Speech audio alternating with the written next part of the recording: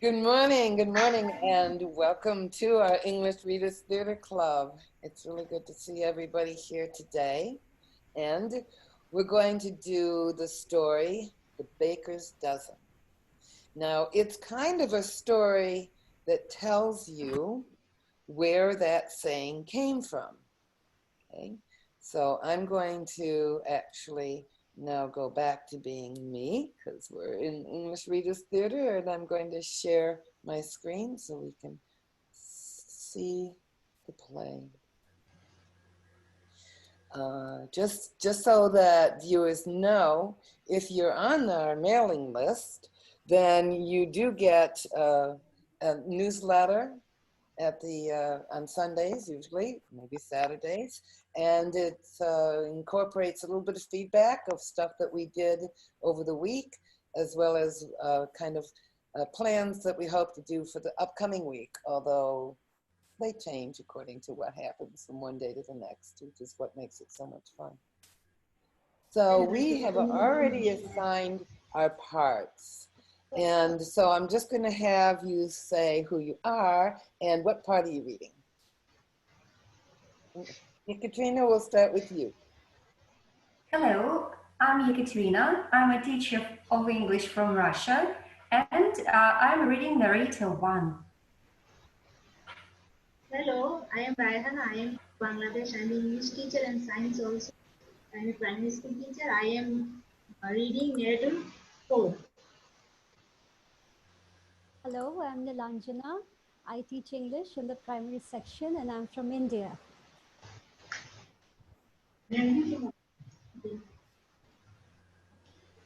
Nadia?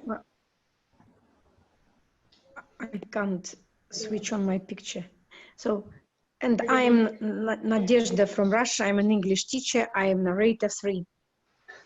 And I'm Tracy Hansen from the United States, and I'm going to try to do the old lady and the baker. Are we ready? Yes, there's some noise. Yeah, somebody has to be able to mute them off. In the Dutch colonial town, later known as Albany, New York, there lived a baker, Van Amsterdam, who was as honest as he could be. Each morning he checked and balanced his scales, and he took great care to greet the customers exactly what they paid for, not more and not less. Van Amsterdam's shop was always busy because people trusted him and because he was a good baker as well. And never was the shop busier than in the days before December 6, when the Dutch celebrate Saint Nicholas Day. At that time of year, people flocked to the baker's shop to buy his fine St. Nicholas cookies. Made of gingerbread, iced in red and white, they looked just like Saint Nicholas, as the Dutch know him.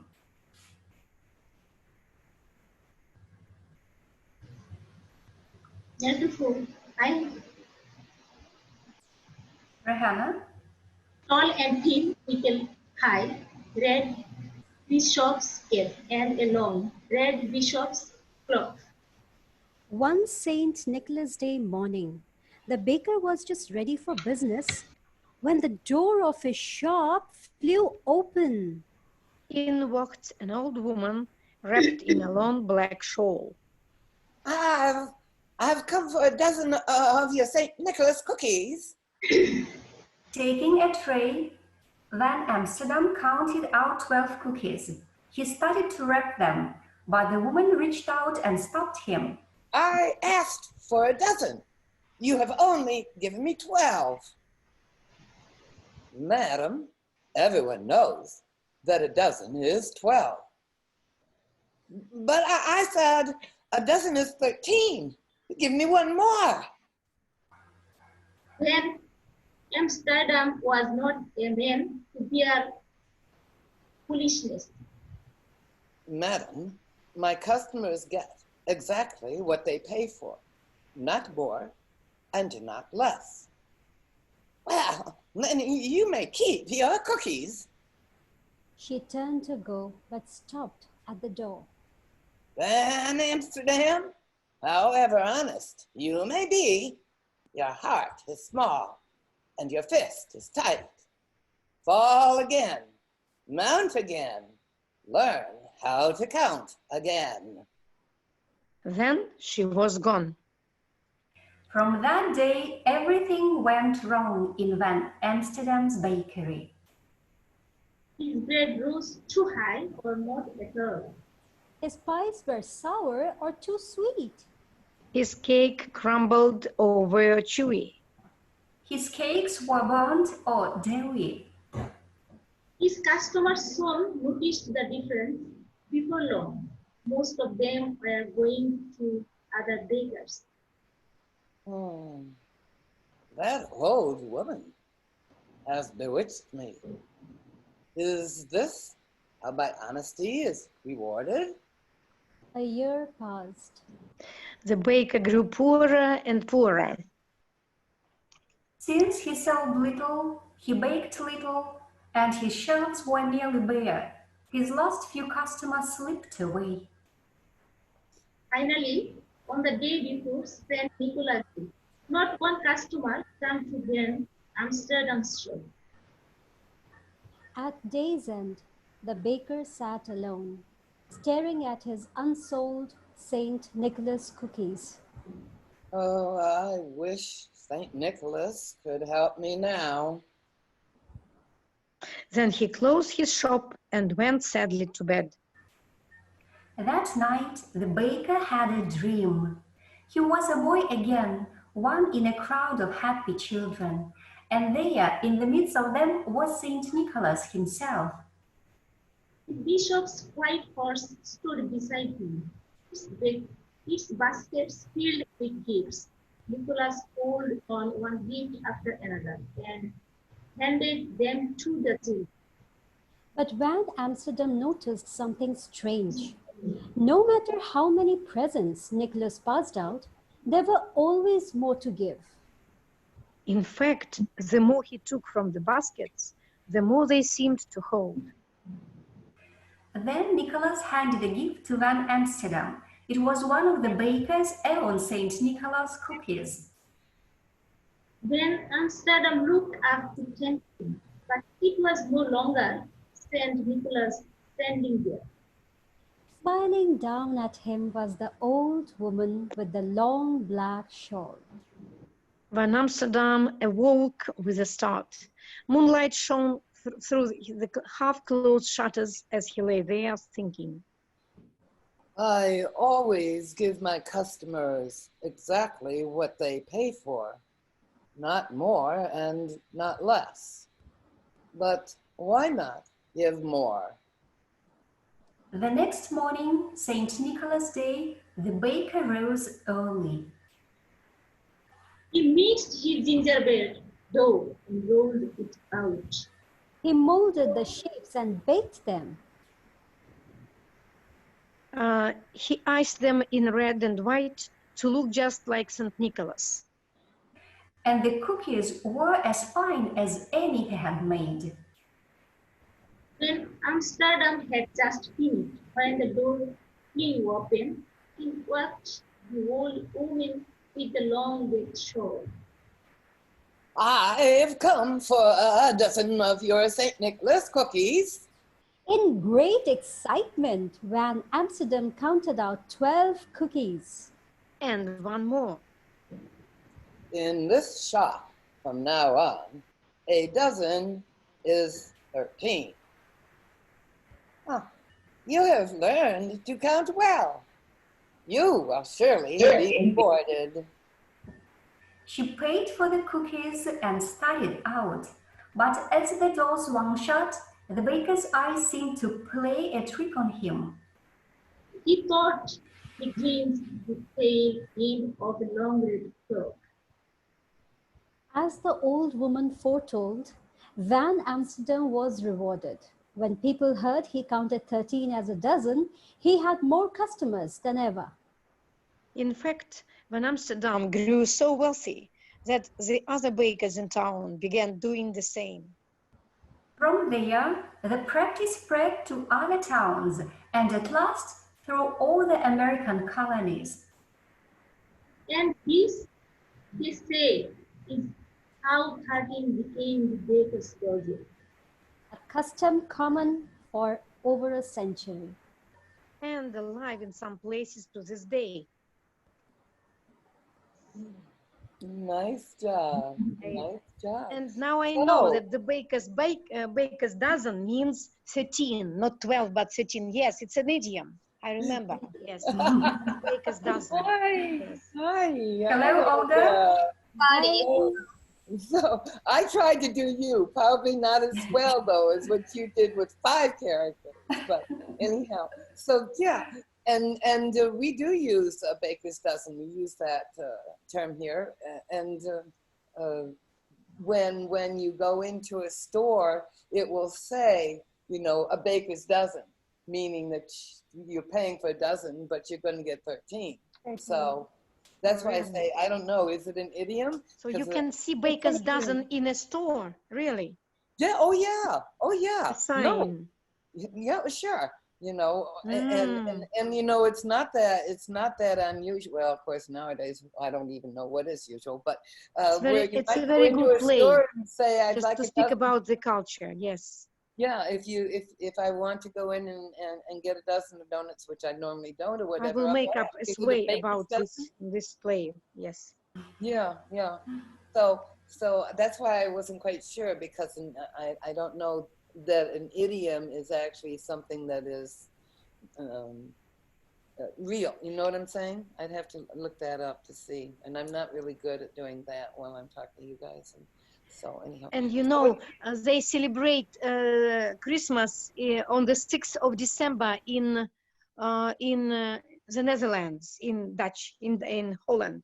In Holland. It is St. Nicholas Day, and there is a special tradition. He comes with a man in black, a black man, who punishes bad children. Yes, naughty children. So it's a very interesting tale to describe the Netherlands Christmas traditions. Very nice story. Do you happen to have access to that story? No, I have access to your tale, to your screen. Oh, okay. I got you. I got yes. you. All right, because I thought maybe it was another story that might be kind of. I will create a way to describe this tradition. For the kids club, maybe. For the kids club, maybe they will enjoy this tale. Yeah, they'll enjoy. Well, you know, I think probably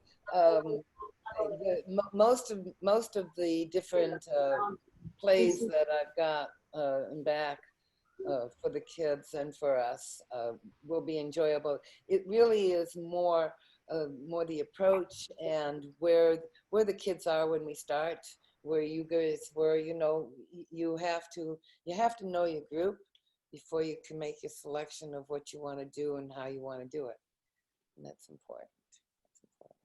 So anyhow, would you like to do another reading of this and switch parts now that we have Olga? We actually can do that with 6 parts. What do you think? Sound good? Yes, let's read again. Okay, so let's go in reverse. How about you, Katrina? You be the baker, and Jill, you be the old lady, and let's see. Nadia is going to be 4, and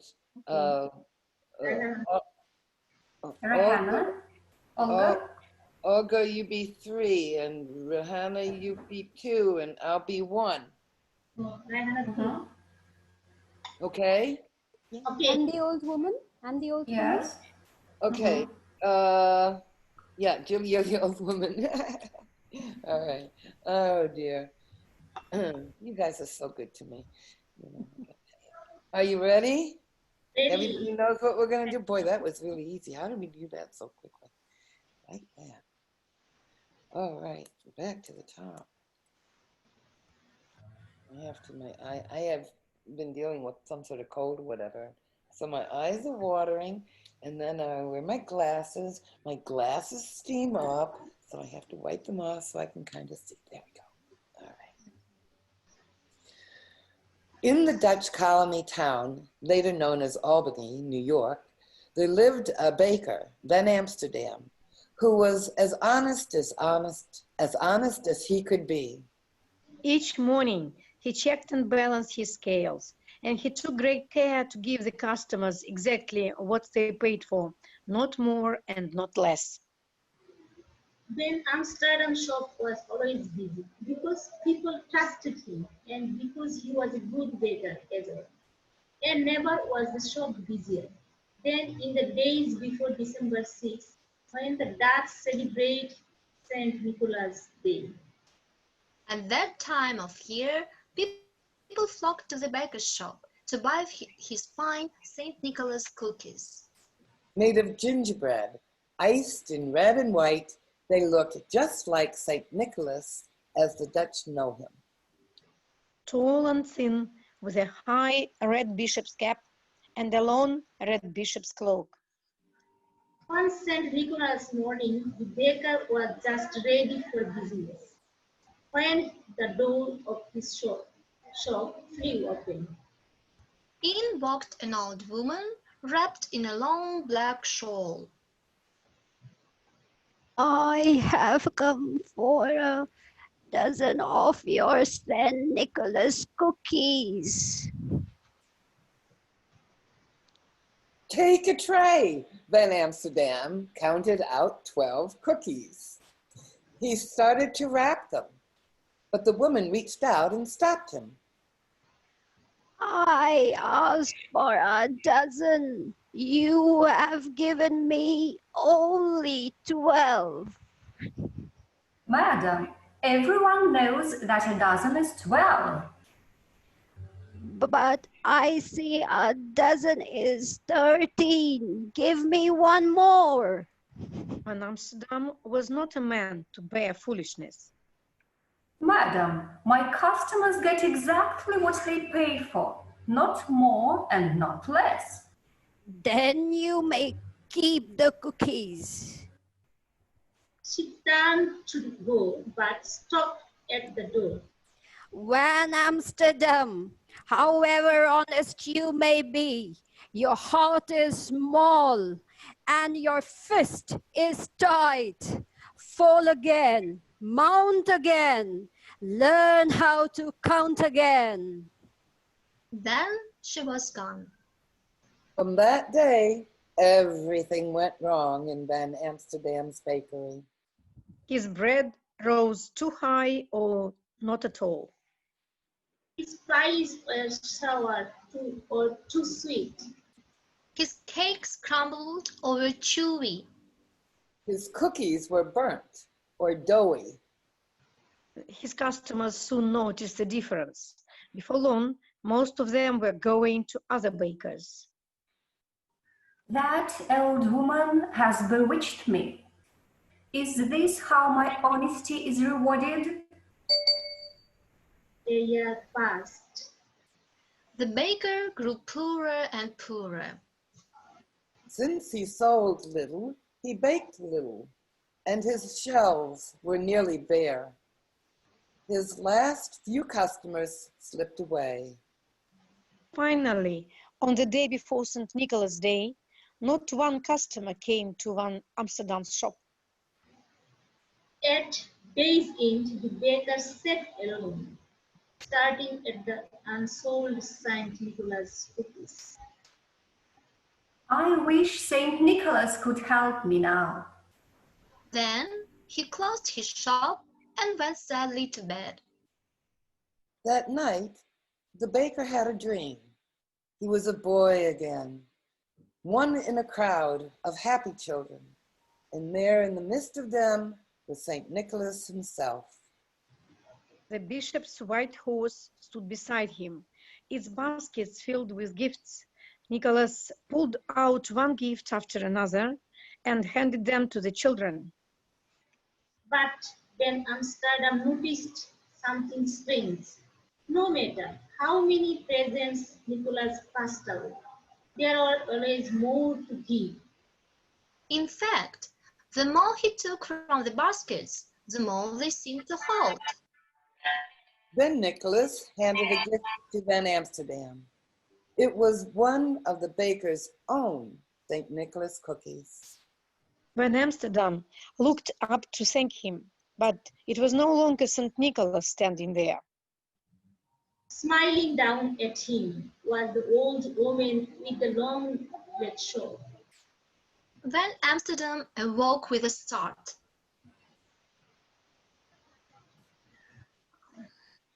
Sorry. I'm having a problem with this thing. I lost Van Amsterdam. Okay.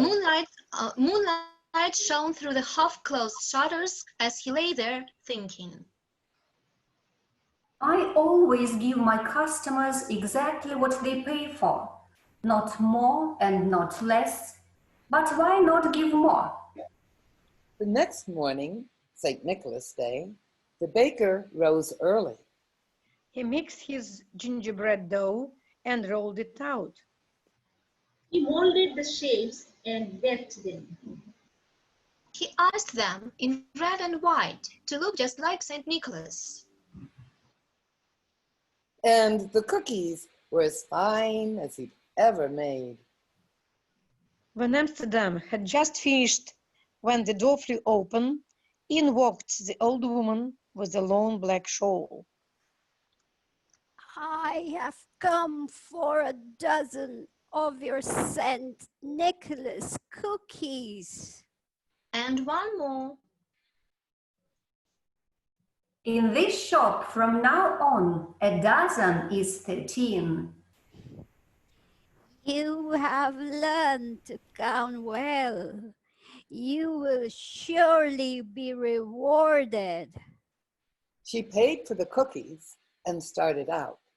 But as the door swung shut, the baker's eyes seemed to play a trick on him.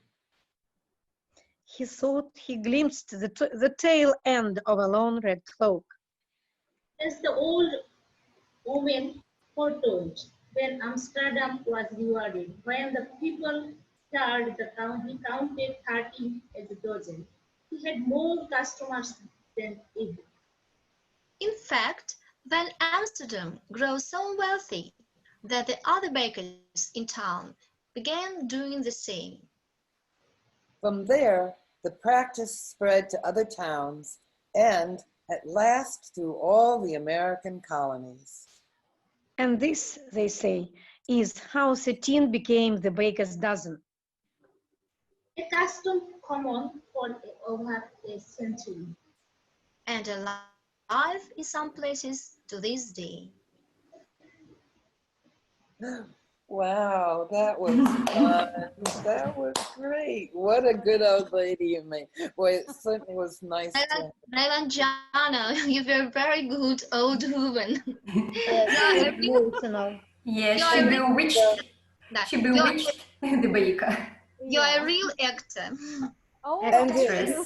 you know, I hope, I don't know how the video ever turns out as far as who it highlights when we're reading, but I hope it does highlight you because you can see how people's body language changed when they did their reading. Okay, yeah, Katrina, you know, when you started reading The Baker, you look at your body language. It got very, you know. Do you know what I'm saying? So when reading the reading theater, not only is just the reading and the speaking, but begins coming from the understanding and the comprehension, then it will begin to take over not just the voice, but you begin to feel yourself going into that character or that person. And that's that whole next step forward. Because until you begin to comprehend and understand what it is that you're reading, you can't get the expressions into it. And once you start to get the expressions into it, you begin to comprehend it even that much more, then you begin to start to feel it. Okay, you see? And it's kind of fun, isn't it? Yeah, yeah. Whoever thought there would be a fun way to be able to feel learning? Yeah, that's neat. Anyhow, so is there something else? I can't tell you yet the day and time of the kids theater group, but I will as soon as I get a chance to talk with Nigel to see where it would fit into the schedule. I do know that we're going to do it twice a week for half an hour, and probably back it up if it's possible to what we're doing, and maybe have like a 15-minute break and then we open for them or something like that. Okay, that's what I'm looking for. And anything else? Is there something else I can add to the newsletter or whatever that you feel would be helpful to the PDFs or anything? And somebody had said, can you pull out certain vocabulary or something that we might want to be aware of or something like that? And I probably would do that with the kids reading theater. I'm not so sure that I would have done that with you because I figured if you didn't know what a word meant, you would let me know at the beginning of things, or we'd talk about that then. But I can do that. What do you think? Yes, with children, of course, it's necessary to speak about the vocabulary, to explain something to them as they don't know much, especially if they will be of different age groups. Right, right. And actually what we're going to do is kind of flip it. So before we do the play, they'll get that information. They'll get a chance to read through it and see what it is and look at the vocabulary and all that stuff, so that when we do come to group, that we can ask the questions or whatever they want to, and then have that opportunity to do the reading. Because it is only going to be half an hour. So I think it would be pretty cool. And is there anything else I can help you with? I want to thank you all for spreading the word about the English Readers Theater, and enjoy the growth of what's happening. It's wonderful to see. So until Monday, oh, actually, there was something I was going to ask you, and that was, did you go back over, either individually or together, the Chicken Little, so that the ending was not as violent as the ending was? We had talked about how violent that ending was. Did anybody happen to look at it to try and change it?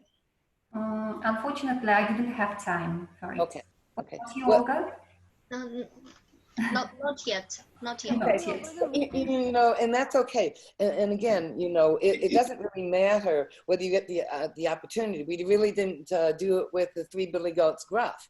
It's there. We can do it if we want to. We can actually say, hey, what about in one of the Readers Theaters, we take those two plays and one group goes in one, or a couple go in one place and a couple of them go in the other, and we fix it and change it, and then we come back. We can do that too, because you know why?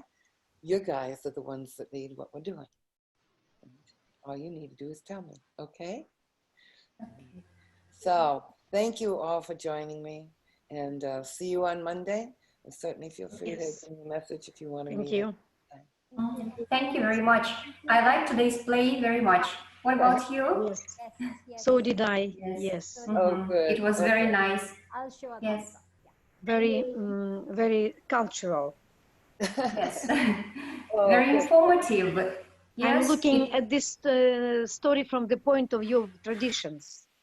Yeah. I'm going to narrate further. Yes. And what's interesting is that you're able to from your own background and knowledge, to be able to share with us further information about that custom. Yes, yes, I will create a sway and will share with you.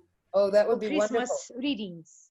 Yes. Oh, and when you create it, I mean, will you share it with? Can you share your screen with us Sure. here? I always share. I will Of share. course. Yes. It's called the Give Back. Yes. And besides, Tracy, I would love you to share the links for the videos in our group, because I will have more time to work on the Wakelet, to add the texts and the videos to the Wakelet, to make it's a kind of not newsletter, but maybe a collection of our experience. Okay, okay, well, that'd be great. In other words, they are all up in our YouTube, but you want me to put the links and everything, share them right down in our group. Don't I usually do that? Do I usually Yes, do that? yes. Have a Just wanted nice to make weekend, sure. everyone. And one more thing I wanted to say about the play, that it has a good moral in it. Yes? Yes, The more you give, the more you get. Yes? right, right. Mhm. About sharing, giving, kindness. Yes. It's also good to discuss with children. Right. Yes, yes, and with adults too, isn't it? Particularly right now when people are really beginning to get nervous and we are like closing in for self-protection. And you know, Ekaterina, well, I started thinking, what if when we start children's theater, we can even create quizzes to stories just to review the contents, maybe. Yes, Check their some Or understanding. listening some skill. quizzes. It's going to enhance their listening skills as well. Now, like and comprehension. Like we give them unseen passages. They read or they hear, and then they attempt the questions. The following questions. So that's a very You're good pulling, idea, Nadia. you've, okay, let me, um, I'm going to close and say goodbye, and then we'll talk about Yes, that in a bit. yes. Thank Okay. you. So this is See you on Monday. Tracy Hansen. We are sponsored by Next Generation Global Education and the Matrix of a Learner, and this is the English Readers Theater Club. And thank you for joining us.